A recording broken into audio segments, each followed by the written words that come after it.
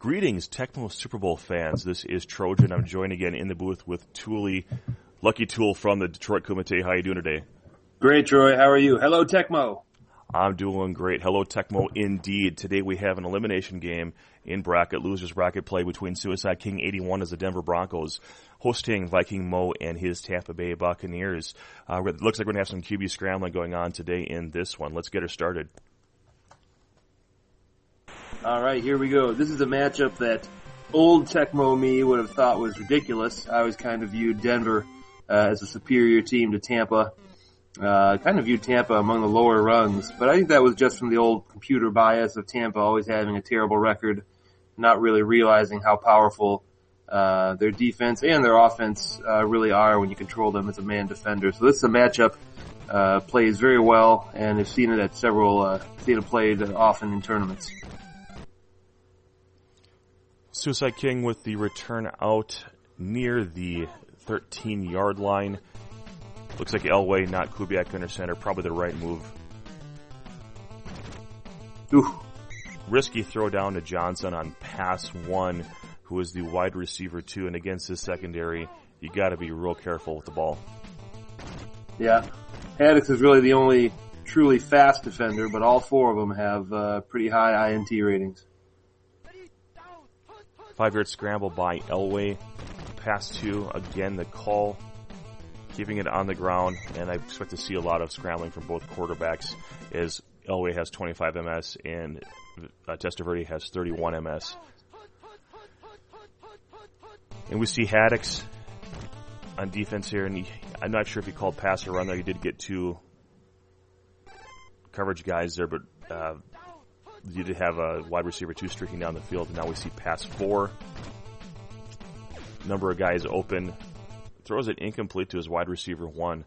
So that's the thing with the pass control with Elway is not very good.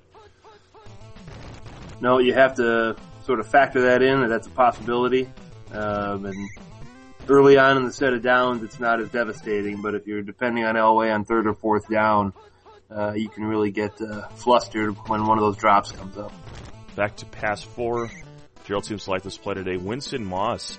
I'm not sure if he's still on the coaching staff for the Packers, but making the play there.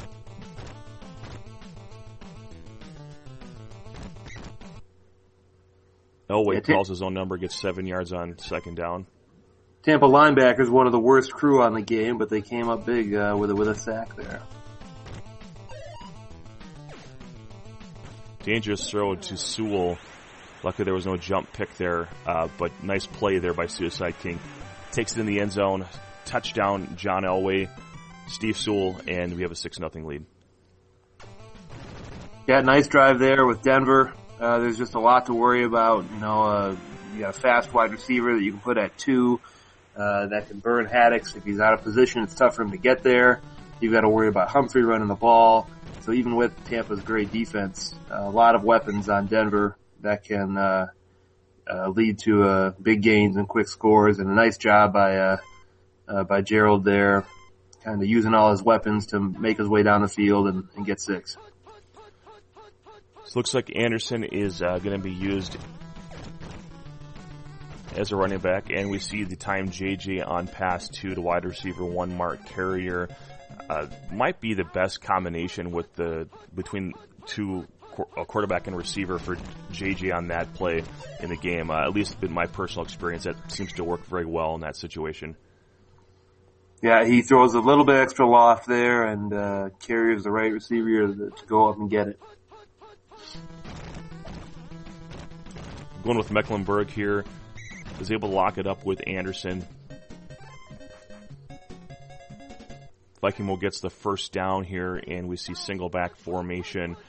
Looks like he's sticking with Mecklenburg for now and runs right at him. And he gets popcorn. Let's see if he can break away from the pack here. Vikingmoe doing the zigzag dance here. Out to the 10, to the 5, and tackled at the 4-yard line. So first and goal from the 4. Really thought he was going to score there. I thought maybe some of his zigzags were just a little bit too dramatic there. But what do I know? I'm out of the tournament. Yeah, it's tough sometimes. I feel online. It's easier to do the zigzagging live. Sometimes you catch a little lag or something, and it causes you to get caught. So, you don't always make the long runs that you might think. At least I don't. I have trouble every once in a while evading those defenders. Dennis Smith with a touchdown-saving tackle, preventing the throw there at the last moment as the tight end was open underneath. And now Gary Anderson makes a defender miss as Mecklenburg gets popcorn by an engaged blocker. And now looks to be an extra point away from tying this one up.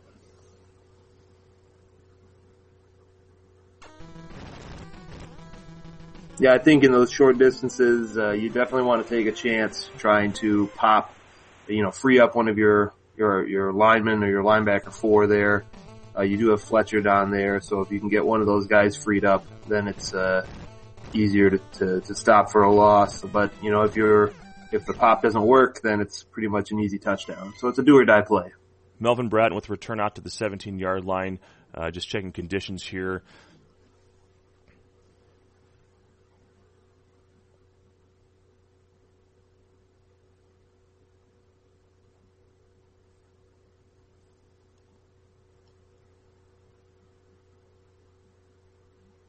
Looks like Michael Young is in good condition and decides to leave him in the game there.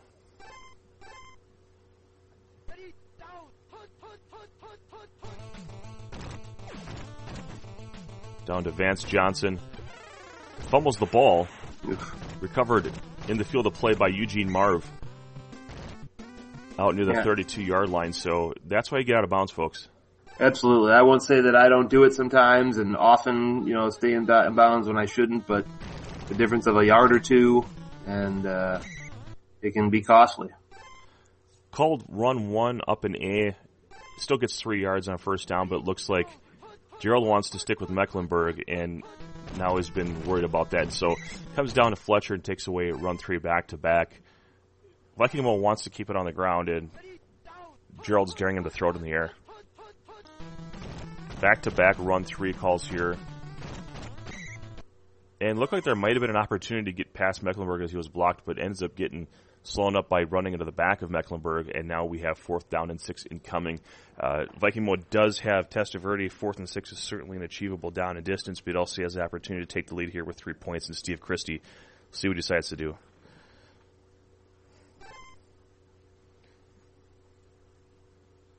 Yeah, I'd probably kick 2. It would depend on how the lag was in the game.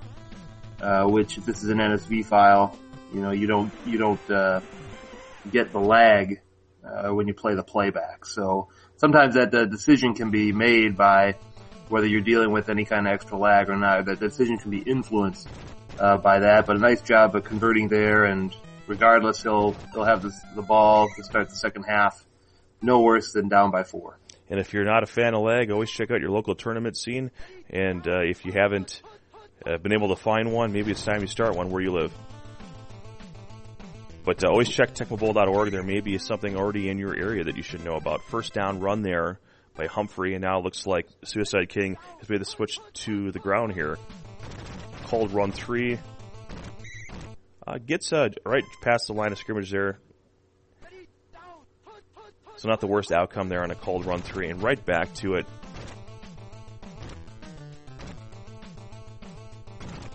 Some good maneuvering by Humphrey. Electing to take more yards instead of getting out of bounds.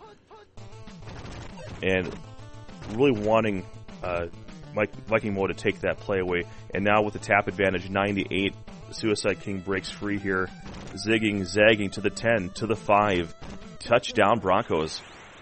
Nice job there getting isolation. I feel like Denver was probably, since you can't throw into coverage so well in this matchup, he probably would have been content moving it into field goal range, trying to tie the game. But he was able to get that isolation and win a close tap battle, and that's a big play in this one. Both players probably have sore thumbs right now. And they'll have time to rest that at halftime, but let's see if Cobb can get out of bounds here for one heave, and he does. 1 second left on the end zone. And I would fully expect Gerald with his tapping advantage to rush this with Mecklenburg. Maybe you do Fletcher. have a... Oh. And he gets popcorn because he didn't read the gap correctly. But Willie Drewley is probably not going to beat anyone down the field here. Well, it's with a close tap battle, so... Oh. She wins this. He wins. Yeah. Down to the 25, a little drama at the end of the half there. And raise your glasses.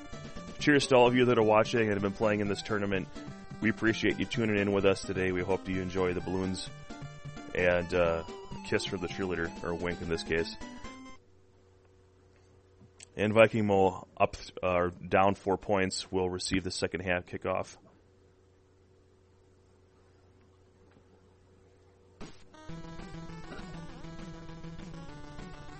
Cobbin is hitting power, ready for the return.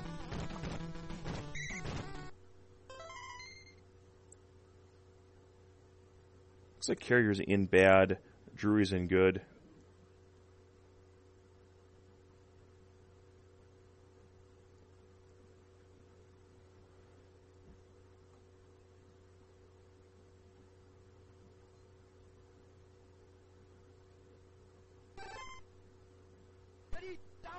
Looks like we have a weak side open run 2 coming here.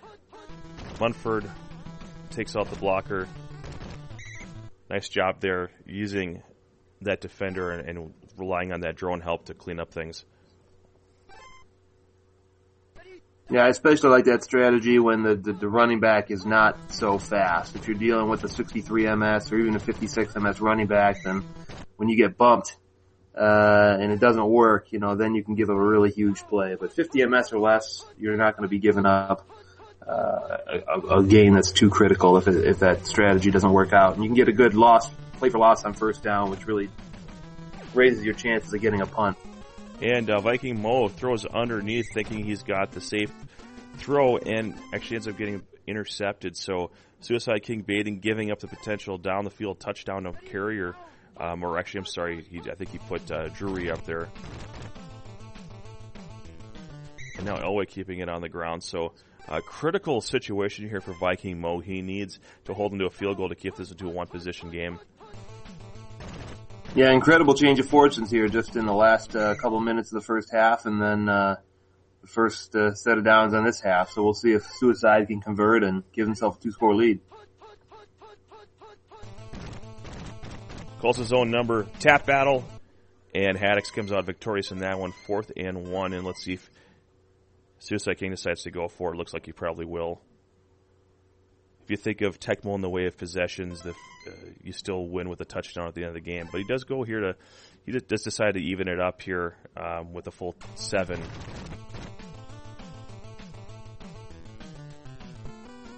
Yeah, I think you'll definitely get half the crowd to go for it. Half would decide to kick the field goal. Thinking about how much time is left.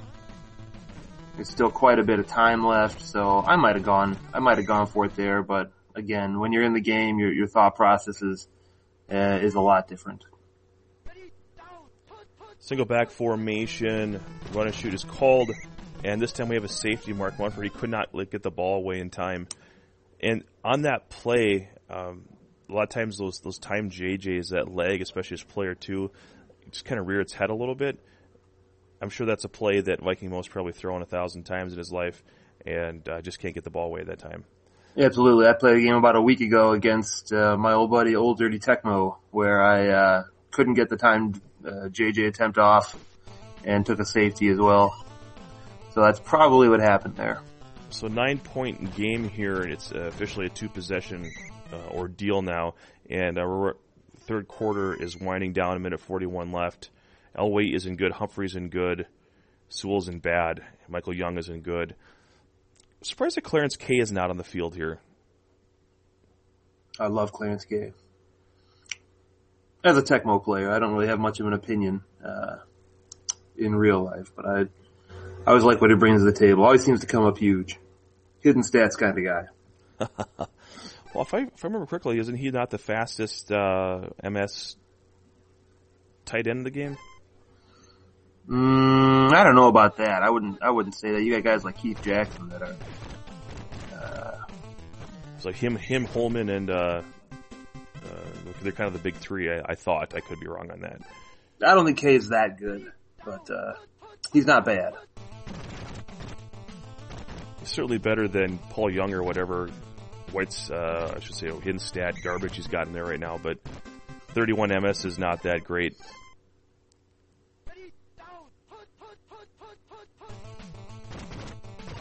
Now we see Haddix running around.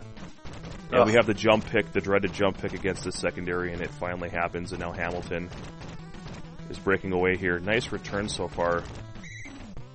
Wisely gets out of bounds. So Vikingmoe needs to get points on the board, and he needs to get another stop. He got the first stop that he needed there. Yeah, really unfortunate decision there by Gerald. Up 9 with the ball there. You should just be thinking boring, and first downs and clock, and take as much time as you can with that drive. And tough to get 2 scores if you don't make a turnover. Vikingmoe potentially leaving a nice completion to Ron Hall. That last play before the completion to Hall to end the quarter, he had a one-on-one opportunity where it looked like he may have just given up the tap because there was another drone in the area. The drone ended up bouncing off of him, and he lost the tap battle, and he had an alley to the bottom. It could have been a potential touchdown. Yeah, you never give up on those plays. Nice play there, buying time. Drewy in that wide receiver 1 position now, making the grab. So that pass 1, pass 2, pass 4, really all those pass plays, there's usually at least one guy that's stationary that doesn't seem to get covered. And there's a way to stress that against the defense, to run with the quarterback to one side and then throw to the other. And it makes it really difficult in the goal line to defend everything. Yeah, sometimes I think to myself, it'd be great if Tecmo had some mechanics where, on a play like that, after so many seconds, the defense, wises it up and then goes and covers those players, which would make more sense. But the other part of me thinks that the way Tecmo is how it is and what makes it so great. So, what we might consider an improvement, might actually make the game less fun, sort of as a unintended consequence. So we just play it as it is. Oh boy. And now we see pretty much the worst thing he could have done there is throw an interception, and he does. And we see Vikingmoe knocking on the door. Calls his own number, Testaverde into the end zone, uncontested. Yeah, sort of the safe route on that pass 4 is to try and buy time, and where that wide receiver 1 is streaking down the field. And if you throw it before he stops, then the quarterback usually will throw the ball out of bounds below the bottom sideline. And sometimes if the man defender's not there, that running back 1 is open. But with that defender in the vicinity, probably should have tried to just go for the safe throw. But you still open for the JJ there with Elway throwing the ball. So who knows? And despite all of the mistakes here, with 3:13 left on the 4th on his his own end of the field here, looks like he's got the ball at the 10-yard line. Gerald's still really in the driver's seat here. If he can go down and get a touchdown, he'll take the lead. Certainly. I think if you ask 100 Tecmo players which player they'd rather be here, and at least 30% would say they'd rather be the team with the ball. Maybe over 50%, I don't know.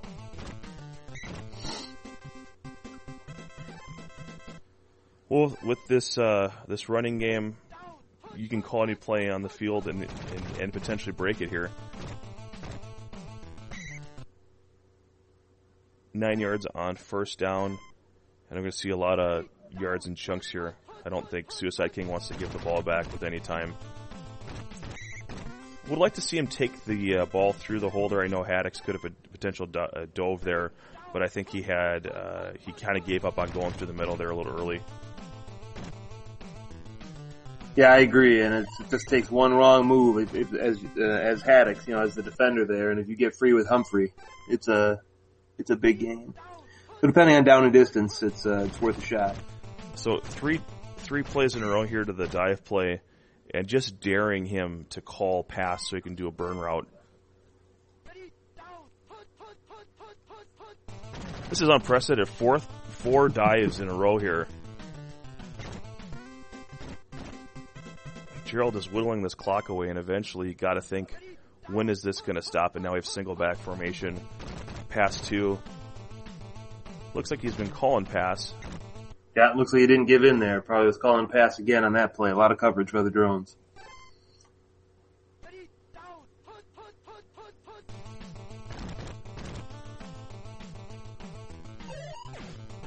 Dangerous pass to Humphrey.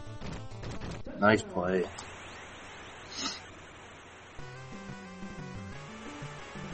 Yeah, Gerald did a nice job there of getting down the field quickly enough to where he had to, where Vikingmoe kind of had to start worrying about, well, is he going to run? Is he going to pass? I can't just, sit on the pass anymore, and finally was able to break through. So he does have a chance for a prayer, but Gerald looking good at this point. Well, Vinny has the ability to scramble and buy some time with his MS. And I know that Drury's in good, but he doesn't have any speedsters on the field. Carrier is in bad condition. And not a bad decision here just to try to get there. And this is where I expect to see Anderson put it as a wide receiver here.